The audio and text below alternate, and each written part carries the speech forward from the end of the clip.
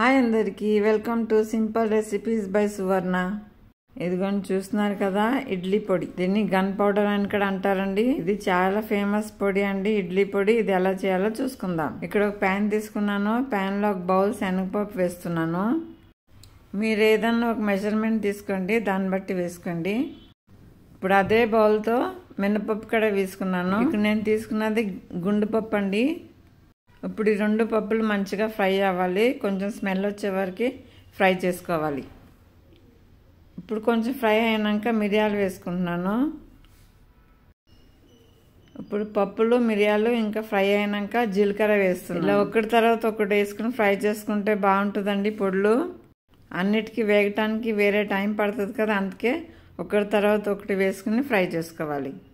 నా ఛానల్ ఎవరైతే first time చూస్తున్నారో వాళ్ళు సబ్స్క్రైబ్ చేసుకోండి. ఆల్రెడీ సబ్స్క్రైబ్ చేసుకున్న వాళ్ళు లైక్ చేయండి, షేర్ చేయండి, ఇంకా కామెంట్ చేయండి. ఇప్పుడు దీనిలోనే 4-5 వెల్లుల్లి రెబ్బలు వేసానండి. వెల్లుల్లి రెబ్బలు కూడా కొంచెం ఫ్రై చేసుకోవాలి. ఎందుకంటే మనం స్టోర్ చేసుకుంటాం కదా, వెల్లుల్లి అలాగే పచ్చిగా వేస్తే ఎక్కువ రోజులు నిల్వ ఉండదండి పొడి.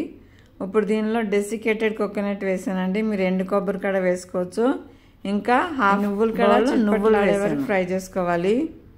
ఇలా మంచి స్మెల్ వచ్చే వరకు ఫ్రై చేసుకోవాలండి. మన పప్పుల స్మెల్, నువ్వుల స్మెల్ చాలా బాగా వస్తుందండి. ఇప్పుడు సాల్ట్ వేసుకుని చల్లగా అయినాక మనం గ్రైండ్ చేసుకోవాలి. చల్లగా అవటానికి వేరే ప్లేట్లో తీసుకుంటున్నాను. నా వంటలు మీకు నచ్చుతున్నాయి అని అనుకుంటున్నాను నేను. నచ్చితే లైక్ చేయండి, షేర్ చేయండి, ఇంకా కామెంట్ చేయండి అండి. ఇంకా మీరు ఏ వెరైటీస్ చూడాలనుకుంటున్నారో కామెంట్ వేరే ప్లేట్లోకి తీసుకుంటున్నాను. ఇప్పుడు సేమ్ ప్యాన్లో కొంచెం ఆయిల్ వేసుకుని మనం ఎండుమిర్చి ఫ్రై చేసుకోవాలి. ఇదిగోండి, ఆయిల్ ఎక్కువ వేయొద్దండి, కొంచెమే ఆయిల్, ఒక స్పూన్ ఆయిలే వేసానండి. ఇప్పుడు దీనిలో ఒక గుప్పుడన్ని ఎండుమిర్చిలు ఫ్రై చేసుకుంటున్నాను. ఎండుమిర్చిలు మీ ఇష్టం అండి. కలర్ రావటానికని బేడిగి మిర్చి కూడా వేసుకోవచ్చు. నేను ఇక్కడ మొత్తం గుంటూరు మిర్చి వేసాను. బేడిగి మిర్చి వేసుకుంటే కలర్ వస్తుందండి. మీకు కలర్ రావాలంటే ఆ మిర్చి కూడా వేసుకోవచ్చు. మిర్చీలు కూడా మంచిగా ఫ్రై అయ్యే వరకు ఫ్రై చేసుకోవాలి. చల్లగా అయినాక గ్రైండ్ చేసుకోవాలండి. ఫస్ట్ మనం మిర్చీలు గ్రైండ్ చేసుకోవాలి. ఎందుకంటే మిర్చి ఒక్కోసారి నలగదండి. ఫస్ట్ మిర్చి గ్రైండ్ చేసుకున్నాక తర్వాత మనం ఫ్రై చేసుకున్న పప్పులు వేసుకుందాం. ఇదిగోండి, మిర్చి ఇలా గ్రైండ్ చేసుకోవాలండి. మిర్చి గ్రైండ్ చేసినాక మూత వెంటనే తీయొద్దండి, లేకుంటే మన ముక్కులోకి వస్తుంది ఘాటు. ఇప్పుడు పప్పులు గ్రైండ్ చేసుకోవాలి. ఈ పప్పులు కూడా మరీ మెత్తగా చేయొద్దండి, కొంచెం పలుకుగానే ఉండాలి. అలా పలుకుగా ఉంటేనే నోటికి తగిలితే బాగుంటుందండి. ఇదిగోండి, ఈ విధంగా గ్రైండ్ చేసుకోవాలి. ఇప్పుడు ఇది మనం వేరే ప్లేట్లోకి తీసుకుందాం. అంతేనండి, రెడీ అయిపోయింది మన ఇడ్లీ పొడి. గన్ పొడి రెడీ అయిపోయింది. దీన్ని ఇడ్లీ పొడి అంటారు, గన్ పౌడర్ అంటారు, మలగాయ పొడి అంటారు. చాలా టేస్టీగా ఉంటాయండి ఇడ్లీలో. ఇడ్లీ ఎలా చేయాలో కూడా చూపిస్తాను. ఇది నేను నైట్ మిక్సీకి వేసి పెట్టినండి పిండి. చూడండి ఎంత బాగా పొంగిందో. ఇలా పొంగాలండి పిండి, అప్పుడే మన ఇడ్లీలు సాఫ్ట్గా వస్తుంది.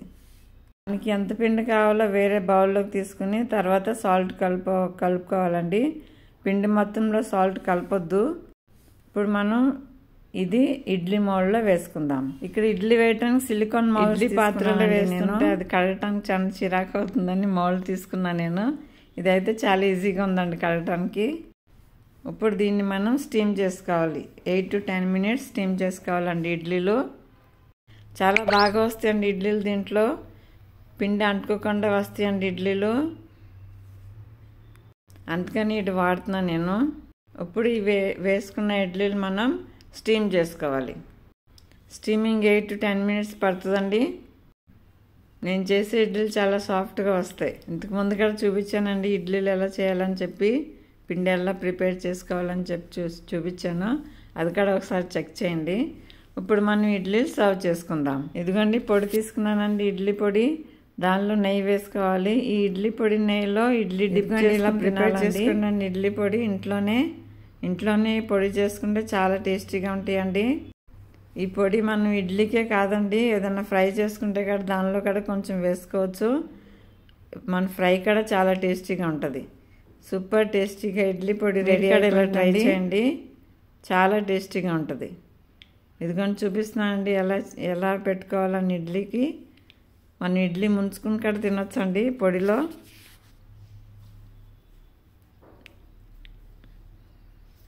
ఇదిగోండి దానిపైన నెయ్యి వేసుకుని ఇడ్లీ పొడి వేసుకుని, ఇడ్లీ పొడితోనే చాలా బాగుంటుందండి. చట్నీ కూడా అక్కర్లేదండి, అంత టేస్టీగా ఉంటుంది. నచ్చిందా మీకు? నచ్చితే లైక్ చేయండి, షేర్ చేయండి, ఇంకా కామెంట్ చేయండి. Thank you for watching. Please like, share and subscribe.